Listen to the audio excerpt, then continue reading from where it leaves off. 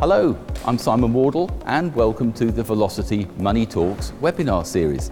Velocity is a free program set up to help growing businesses benefit and do exactly that. This is one of a series of 5 programs that we've put together with the high street banks to help you answer everyday questions that are relevant to your business. With over 25 years in finance myself, I hope that we're going to get to grips with many of the issues that we hear you ask every single day. So we're here at Colworth Park in Bedfordshire, a centre of innovation and excellence in its own right, so why don't you come and join me and meet some of my guests.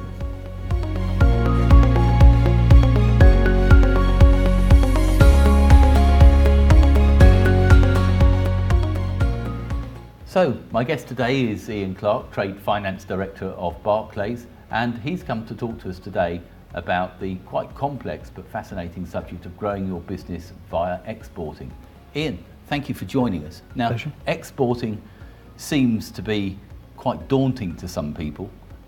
It's all about going into territories that we might not all recognise. Yep. Talk to us first of all about your initial thoughts about the opportunities that exporting can bring a business. It may well be that a company has reached the level of turnover that it can do in the UK and can't grow anymore.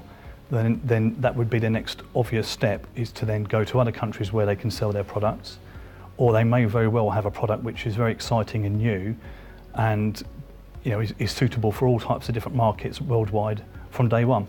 So it's just a case of expanding the size of your available market. How would you suggest that companies should explore and satisfy themselves of a strong overseas market?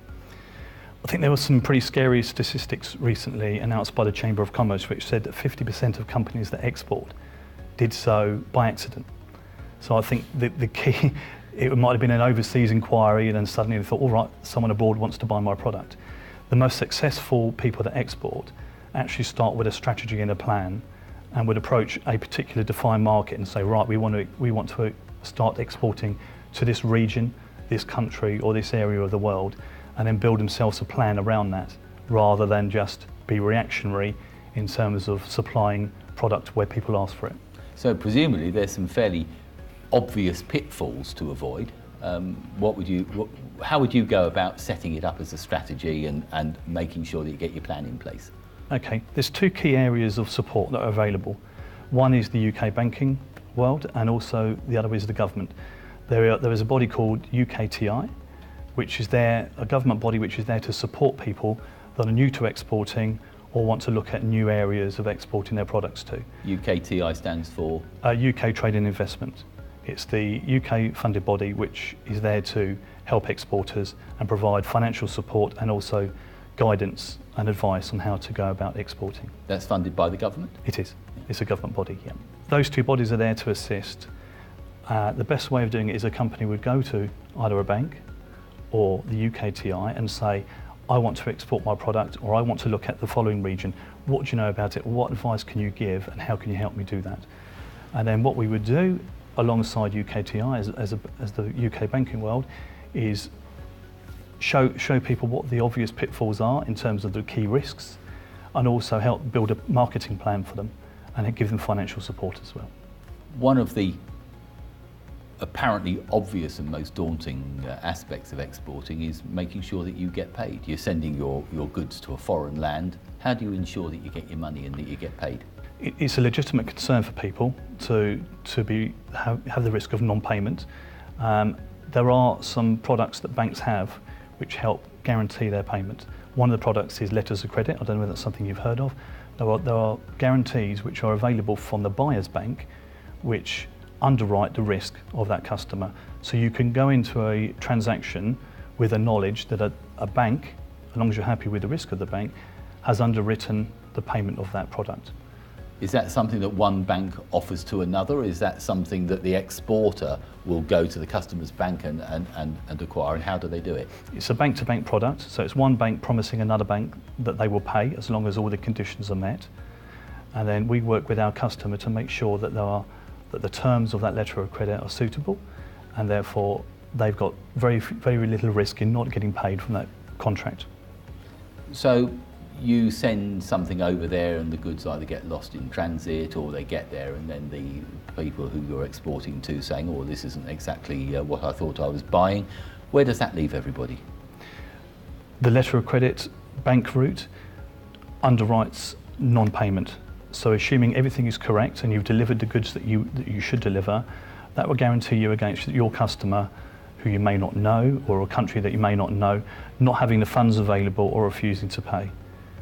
And because there are terms written out in a letter of credit, that does get away from the dispute because it's quite clear the terms which must be met for you to get your money. But there are other risks that it helps with as well.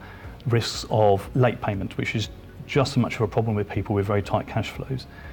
And things like letters of credit and very similar products also help with that because you can accelerate payment within these products as well and get your money earlier than the terms that you've agreed through the banking system. Is it possible to do invoice factoring or invoice discounting on overseas products? Yeah, invoice finance is available for overseas markets as well.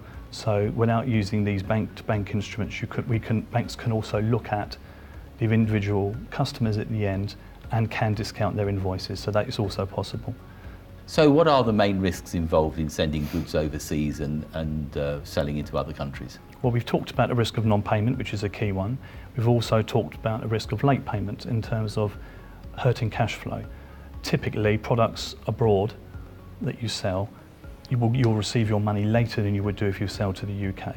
So that's something you need to bear in mind with cash flows. But as I described earlier, there are some products out there which do help accelerate that cash flow in for you.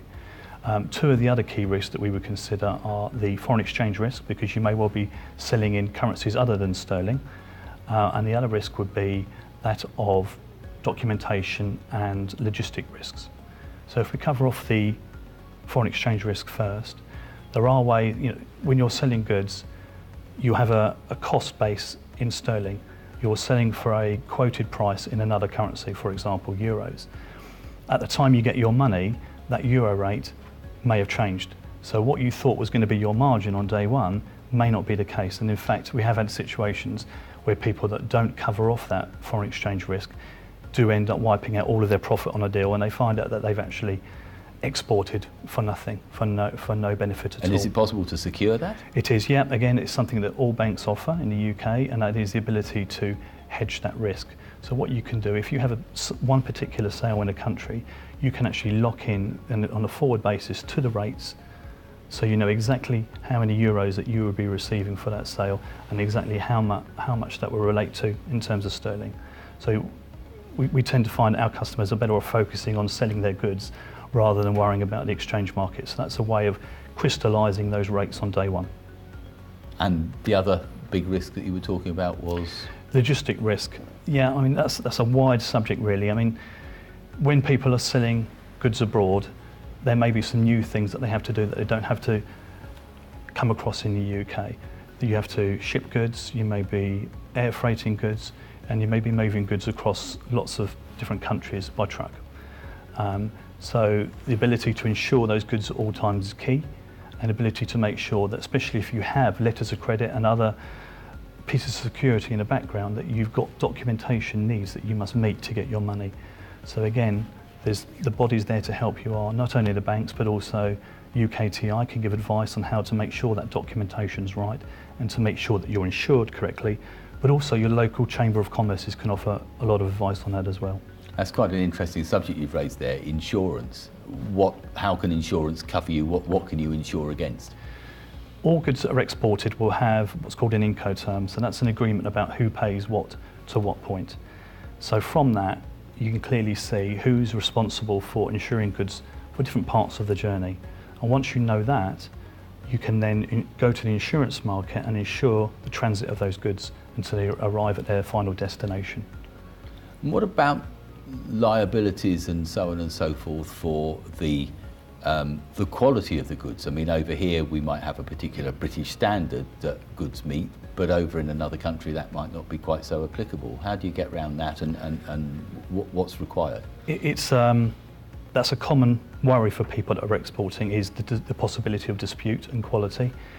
So what we tend to find, again, things like letters of credit that we discussed before, have the ability to call for third-party inspections. So what you can do, if you're worried that your goods going abroad may be judged differently in terms of quality, one of the documents that you need to get your money would be a certificate of inspection from a third party which verifies that those goods are of the right quality, and that document as part of a letter of credit would mean that the dispute won't exist.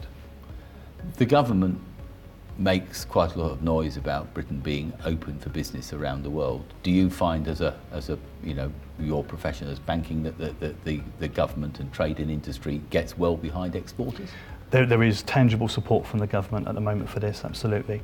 Not only have you got the UKTI body that we discussed, which helps SMEs look to new markets, we also have a body called UKEF, which is UK Export Finance, which is our export credit department, which helps fund exports. So if a customer in the UK has a big contract abroad that it wants to tap into, but may not have the funding and the resources behind it to build a particular product for this big deal, then the government can help you do that and can help fund those particular orders that you've got.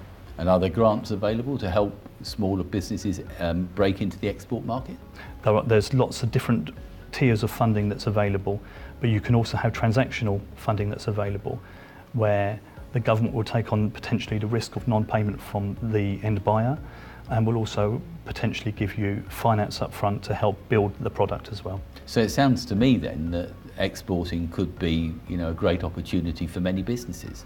Absolutely, it really, it's a much more open market now, especially with e-commerce being available, for many export markets here. We're finding that's a big area of growth for people, is that it's very easy to sell abroad through the e-commerce platforms as well as physically selling as well. So I'm a young company. I think that I've got a fantastic product which is going to be received well around the world. What would you advise that I do? How do I set about the path of growing my export business? You can go to your local Velocity business advisor, who can put you in touch with the relevant UK government bodies which will offer advice. You've also got the UK banking network, which is available to offer assistance. And between the three parties, there's a lot of help there to help you build a strategy around where and how to export your product, and to make sure that the risks that we talked about are covered off appropriately for that particular business. So the internet suddenly raised its head, and the world finds that it can trade all over the place. What are the pitfalls? What are the responsibilities of companies who suddenly find themselves spearheading an export market that they might not have expected? There's indications that export retail sales will get as high as £60 billion by 2018. So there's a vast market there. Most of that business is done successful, but you're right, there are still the normal risks that are involved in e-commerce. You need to make sure that your product has the correct export licenses and all the correct documentation in place to do so, even though it's an internet sale. So again, what we've done is we've worked with government bodies, and there are 400 e-marketplaces that are considered to be safe, and the UKTI bodies and chambers of commerce will point people towards them as good, safe places to start their export sales on the internet. You mentioned the Chamber of Commerce there. It seems to me that the Chamber of Commerce actually has an awful lot of facilities and resources available for companies who want to enter into exporting. Absolutely. Local chambers of commerce are very experienced in making sure that the documentation is correct for exporting and everything is in place for you to export correctly. And again, it's a very good starting place for people to seek advice in how to go about exporting specific products to specific countries. And lastly, I suppose you see some companies who fly the flag and they win this prestigious thing called the Queen's Award for Export. What's your experience of how beneficial that can be to a business? Well, it's fantastic. The exposure that company gets throughout the world, in every embassy that the UK has, in a lot of publications, and a lot of internet coverage for those companies, is a very, very prestigious award. And it does help that company get the validity it needs in export markets that may not know the business otherwise. And it gives them credibility within the banks. Absolutely, yep. So, to conclude, if I asked you to sum up the opportunities that exporting can make to a growing business, how would you concisely conclude it? I think with the technology in place, the world has shrunk in terms of the market. I think there's opportunities out there for all businesses to export. There's numerous places that will buy products nowadays. And I think the key is just to make sure that you just focus on the markets that you think are relevant for you, one at a time, and build a proper strategy around that, and make sure that you're aware of the risks and that you go to the right people to get help in covering those risks off. It's a fascinating subject. It seems to be one that reaps golden opportunities for anybody who does it right. Absolutely. Can we say, on behalf of Velocity, thank you for joining us. It's Pleasure. been a really, really interesting subject, and thank you for your input, and I believe you're going to be helping on the webinars as this goes live. I will indeed. Pleasure. Thank you very much indeed. Thank you. Thank you. Thank you. So that concludes this particular subject, and remember that this is just one of 5, so be sure to follow us on our other topics. There will now be a live chat open for around 15 minutes if you'd like to contact our panel of experts, or join us on social media or via email using the links shown on the screen below. Our thanks again to Colworth Park for hosting us, and remember that Velocity is here to deliver all manner of business help, from free workshops right the way through to one-to-one advice for all SMEs and social enterprises. Thanks again for watching and engaging with us, and we look forward to talking with you all again very soon. Goodbye.